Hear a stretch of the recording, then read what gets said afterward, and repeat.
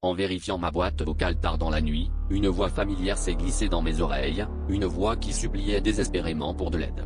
C'était la mienne, mais elle semblait usée, brisée, comme si elle provenait d'un futur que je n'avais jamais imaginé. Je me suis figé, le cœur battant, me demandant comment de tels messages avaient pu apparaître.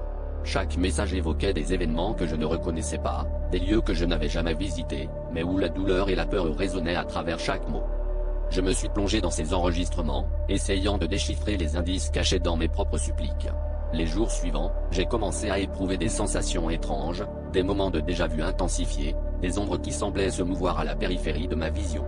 Mes nuits étaient hantées de rêves où je courais à travers des paysages dévastés, poursuivi par une présence que je ne pouvais identifier. Tout semblait lié à ces messages mystérieux, comme si j'étais averti de quelque chose d'inéluctable.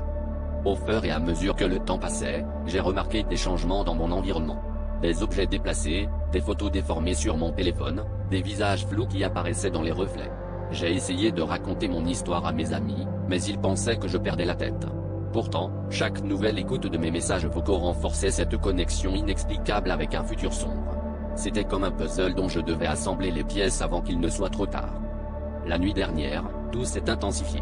Un dernier message a résonné, la voix terrifiée et désespérée annonçant que le moment était venu. Alors que j'écoutais, un froid glacial a envahi la pièce, et un bruit sourd a retenti à ma porte. J'ai compris que ce que j'avais redouté était sur le point de se réaliser. En ouvrant la porte, j'ai été accueilli par le vide, un abîme sans fin, et la voix m'a murmuré la vérité. C'était moi, de cet avenir, qui venait chercher de l'aide. Et maintenant, c'était à moi de traverser.